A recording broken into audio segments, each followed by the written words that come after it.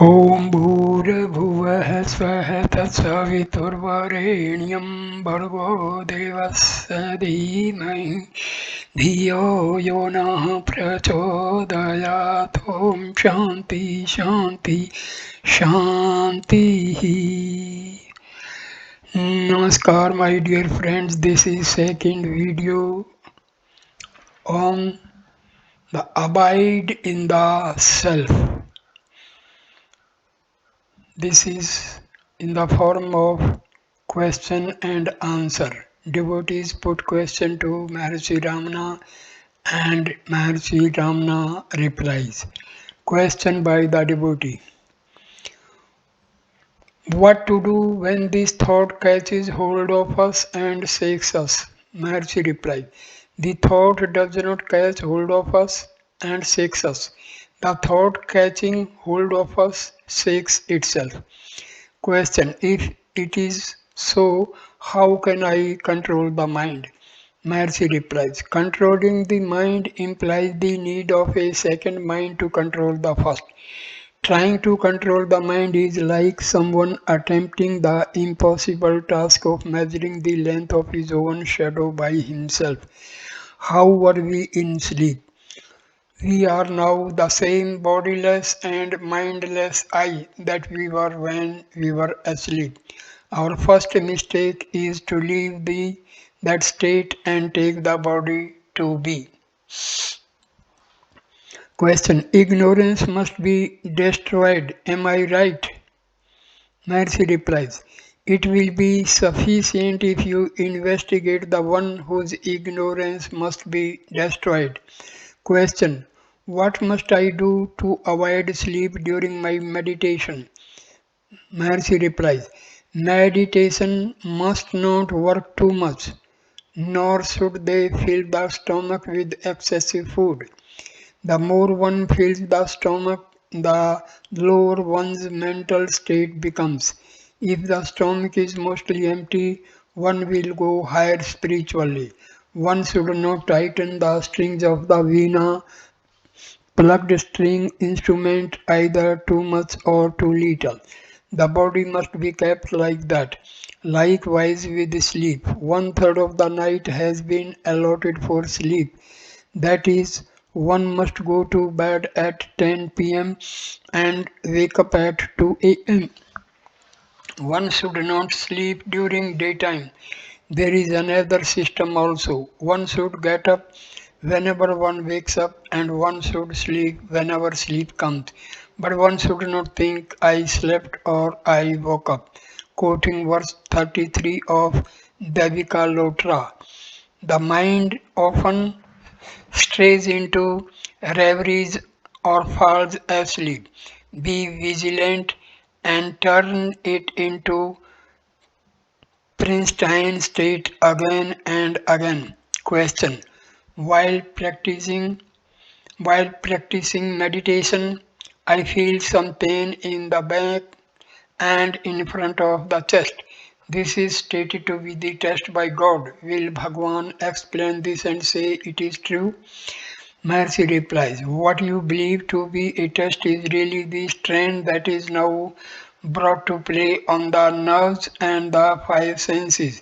The mind, which was hitherto operating through the nadis, channels in the subtle body through which subtle psychic energy flows to sense the external objects, is now required to withdraw. This withdrawal naturally causes strain. It would go if you would continue with your meditation, bestowing your attention solely on yourself. There is no greater remedy than this continuous yoga. Never mind what happened to the body. Maintain the same train of thought and effort, and the bodily discomfort will pass away. Do not think of the discomfort, but keep the mind firm on your meditation. If you are not strong enough to endure the mosquitoes, how can you hope to gain realization? It is like waiting for the waves of the ocean to subside before you enter to bathe. Be strong and keep up constant effort. Question: what about practicing meditation in a group or alone? Mercy replies: the latter is advisable for beginners, but we must learn to advance to the point where we create our own mental solitude. Then it will not matter where we are. We must learn to find mental solitude in the midst of society. We should not give up our meditation because we are among people, but carry it on even then. Just do not be ostentatious about it. Do it secretly. Do not make an exhibition of the fact that you are meditating. Question: should I meditate with the eyes open or closed? Mercy replies: you can meditate with the eyes open or shut, whichever suits you best. It differs with different people. Seeing is when the mind looks through the eyes, but if it is not looking because it is focused within, it does not see even if the eyes are open. It is the same with sounds. If you pay attention to them, you will hear them. But if you persistently focus only on the self within you, you won't hear them. The point is that the mind must be introverted and kept active in its pursuit. Sometimes, when the eyes are closed, latent thoughts rush forth with great vigor. It may also be difficult to introvert the mind with the eyes open, as that requires strength of mind. When the mind takes in object to it is contaminated. The main factor is to resist all other thoughts and keep the mind on its own pursuit without taking in external impressions or thinking of other matters. Question: which posture is best? Maharshi: any posture, possibly the half lotus position, but posture is immaterial for the jnana path. Posture really means steadfast location in the self. It is internal. There are different postures according to the different grades. The best posture is to be in the self. All these questions of posture and Hatha Yoga arise only to those who have body consciousness and think I am the body. However, the yogis say adopt the posture in which meditation is easiest for you. But you may not necessarily have to adopt a yoga posture at all. If you find sitting in a chair or walking easier for you to practice meditation, then these are the right postures for you. Hatha Yoga is for beginners. Find the self and remain in it, and you will not be concerned about postures. The best posture is to plant the groove firmly in your heart. Question: when we fall from the path, what should we do? Maharshi: all will be well in the end. There is a steady determination that gets you on your feet again after a fall or break. Gradually, the obstacles get weaker and your current gets stronger. Everything comes right in the end. Steady, the determination is what is required. Peace will be deeper and more prolonged with continued practice. It will also lead to the goal. The control of desire and meditation are interdependent.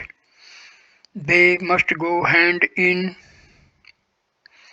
hand. Practice and dispassion bring about the result.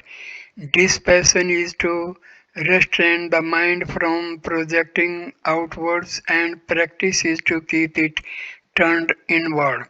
There is a constant struggle within between control and meditation. Meditation will eventually be successful if you seek God with your whole heart.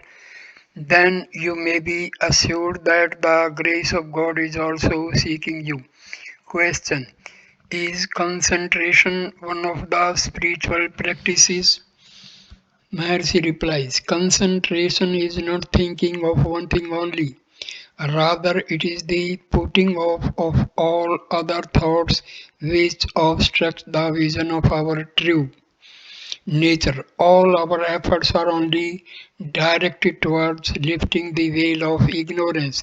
Now it appears difficult to quell the thoughts, but in the regenerated state, it will be found more difficult to activate them. Why should we think of these things? There is the self alone. Thoughts can be function only if there are objects. But there are no objects, so how can thoughts arise at all? Habit makes us believe that it is difficult to cease thinking. If this error if this error were discovered, one would not be so foolish as to exert oneself unnecessarily. When attention is directed towards objects and intellect, the mind is aware only of these things. That's our present state. But when we attend to the self within, we become conscious of it alone. It is therefore all a matter of attention. One Mind, our mind has been attending to external things for so long that the latter have enslaved it and drag it hither and thither.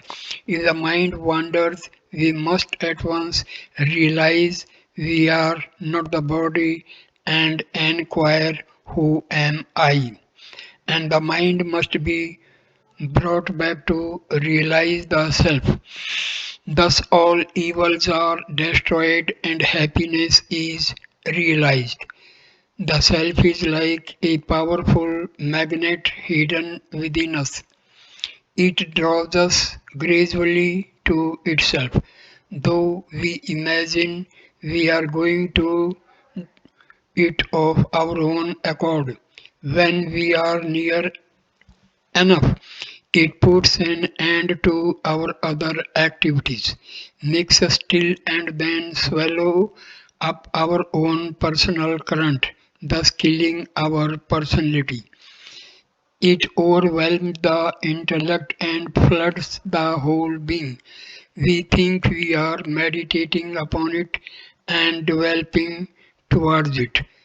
Whereas the truth is that we are like iron filings and it is the self magnet that is putting us towards the self. Thus, the process of finding self is a form of divine magnetism. Question: I cannot bring my mind to meditate. Maharshi: when an elephant is free, it moves its trunk around and looks restless, but if it is given a chain to hold, its trunk stays still. Similarly, without an aim, the mind is restless. If an aim is fixed, it is restful. Concentration is impossible as long as there are tendencies, sanskaras. Devotion is also obstructed. Practice and dispassion are necessary. Dispassion is the absence of diffused thoughts, and practice is concentration on one thought only. Firm perseverance is also necessary. The one is positive and the other is a negative aspect of meditation. Question: why is it that sometimes I find concentration on the self so easy and other times hopelessly difficult. Maharshi, because of latent tendencies of the mind, but really it is easy since we are the self. All we have to do is to remember that we keep on forgetting it and thus think we are this body or this ego. If the will and the desire to remember the self are strong enough, they will eventually overcome tendencies.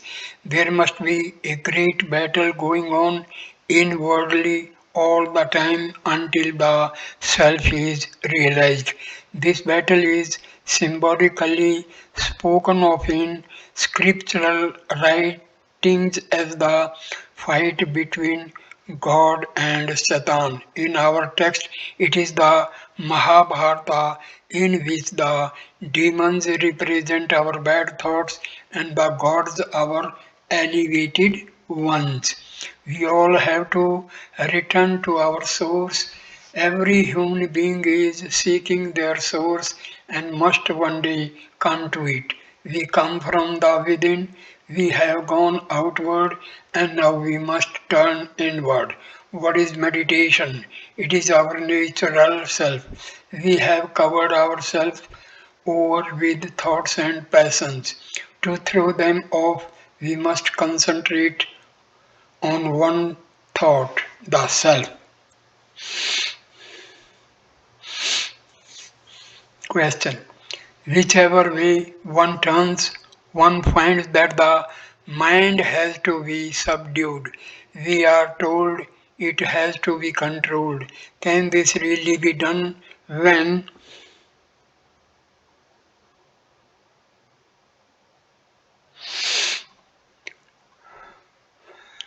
on the one hand the mind is an entity not easily grasped and on the other one continues to have worldly worries? Mercy. Huh. A person who has never seen an ocean must make a trip to know about it.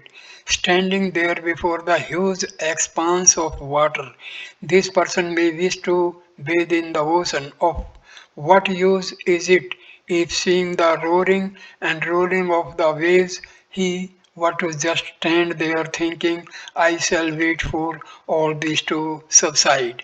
When it does, I shall enter it for a quiet bath, just as in the pond back home.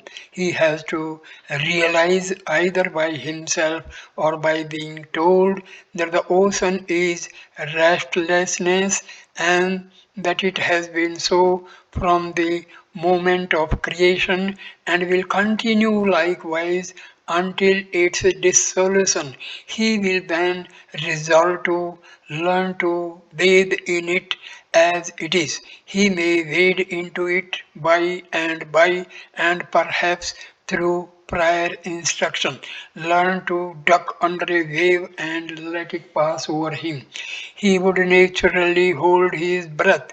While doing so, soon he would be skilled enough to duck at a stretch wave after wave and thus achieve the purpose of bathing without coming to grief.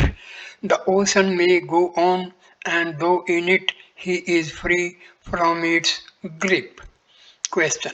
When I am engaged in inquiry as to the source from which I, I springs, I arrive at the stage of stillness of mind, the experience is pleasing. I have no thought of any kind and there is emptiness or blankness. Should I continue this practice? Maharshi replies, such a condition is called manolaya or temporary stillness of thought. As soon as it ceases, thoughts old and new rush in as usual. It will never end. The practitioner must therefore be ever on the alert and inquire within as to who has this experience, who is aware of its pleasantness. Failing this inquiry, he would fall into a long trance. Question. Sometimes after stillness of thoughts intervenes, I used to hear some sound like what is heard near a rolling mill or a whistle. Ramana. Ask who hears the sound. Repeat the question now and then. Question. I have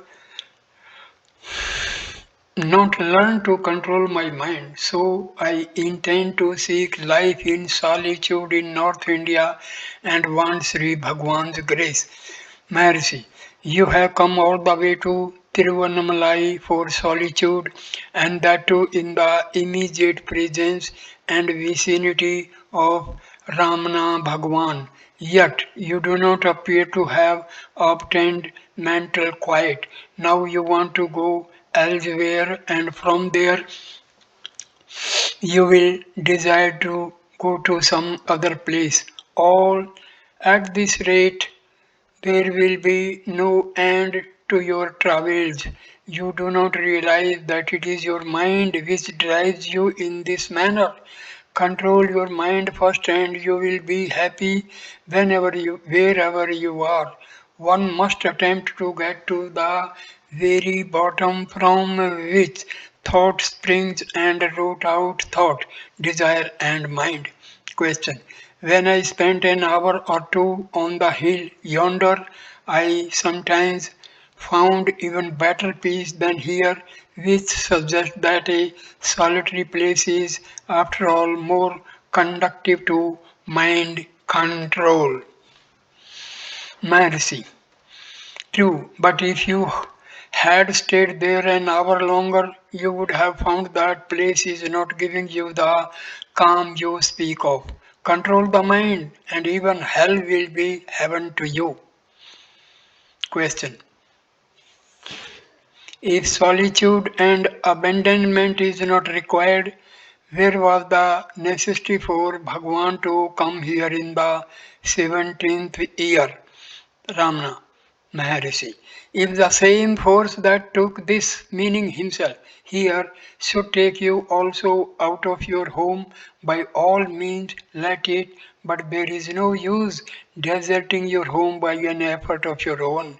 Your duty lies in practice, continuous practice of self-enquiry. Question. Why did Bhagwan leave Sakandasramam? Maharshi, the same power which brought me from Madurai to Tiruvannamalai got me down here from the hill. I had no volition whatsoever. Question. What is Samadhi? Maharshi, when the mind is in communion with the self in ignorance, it is called nidra, sleep. Involution in a conscious or wakeful state is samadhi. Samadhi is continuous inherence in the self in a waking state.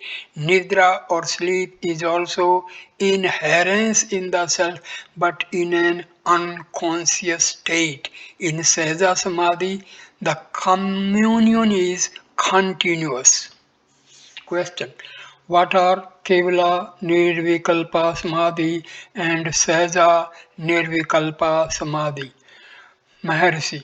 The involution of the mind in the self but without its distraction is Kevala Nirvikalpa Samadhi. There are four obstacles in this, namely number one, vacillation of mind. Number two, life breath or prana. Number three, body. And number four, that which is perceived, drishti. In Kevala Nirvikalpa Samadhi, one is not free from inherent tendencies, vasanas, and does not therefore attain liberation. Only after the mental impressions, sanskaras, have been destroyed can one attain salvation. Question. If this is Sahaja Samadhi and the most desirable condition, is there no need for Nirvikalpa Samadhi?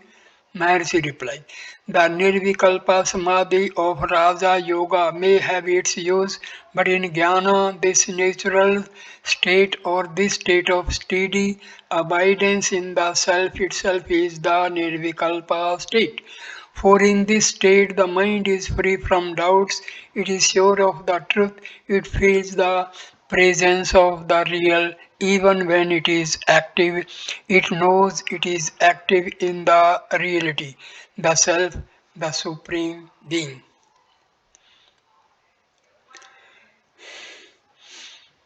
Question: how can action which is subdued in samadhi emerge and continue to function? Maharshi: the all-pervading infinite self brings about the actions. They are performed through the senses and limbs. The man's ego is doing nothing. It is also incapable of doing anything. When an author is writing, he is so absorbed in his ideas that he forgets his writing with a pen or with his own hand. He is unaware of his body. Once the consciousness dawns that he is the person that is writing it, that is his hand and his pen that writes it, the flow of his idea is arrested. He comes down from the self absorption and becomes aware of his pen, hand, and so is not able to write. The pen, the hand, etc., are inanimate objects, and the power of self alone is capable of giving life to them and making them work. The results of one's actions do not affect the self. The lightning and the thunder produced on account of the clash of clouds in the sky do not affect the sky. If we realize that we are part and parcel of the force of the self, there would be no reason why should falter or get confused. Question: how does a person of steady knowledge, jnani, know that he is one such? Is it because of the awareness of fullness of his knowledge, or is it because of cessation of objective awareness? Maharshi, in the firm natural state, through the silence of the mind, free of all tendencies, the knower knows the knower knows himself as such without any doubt. Question: for seeker of truth, is the critical study of the scriptures alone enough for knowledge? Maharshi: there is no doubt that mere critical study of scriptures cannot liberate the one seeking truth. Without upasana, spiritual practice, there cannot be attainment. This is certain. Experience of the natural state during spiritual practice is called upasana. When that itself is unwaveringly attained, it is called true knowledge. Question: for 25 years I have been doing spiritual disciplines, mostly repeating the name of Krishna. Until now I was managing 50,000 repetitions a day. Now my mind refuses to engage itself in thought of God. What has happened to me and what should I do? Maharshi: how did you come here from Madras? Question: by train. Maharshi: and then what happened when you got to the station at Tiruvannamalai? Question: well, I got off the train, handed my tickets and engaged a bullock cart to take me to the ashram. Maharshi: and when you reached the ashram and paid off the driver of the cart, what happened to the cart? Question: it went away, presumably back to the town. Maharshi: the train brought you to your destination. You got off and did not need it anymore. It had brought you to the place you wanted to reach. Likewise, the bullock cart you got off when it had brought you to Sri Ramanasramam. You don't need the train or the cart anymore. They were the means for bringing you here. Now you are here. They are of no use to you. This is what happened to your spiritual practice. Your japa, your reading, and your meditation have brought you to your spiritual destination. You don't need them anymore. You yourself did not give up your practice. They left you of their own accord because they have served the purpose. You have arrived. Question. How is it? How is one to study oneself? So I stop the video here. Next video number 3 on abide in the self with the question how is one to study oneself.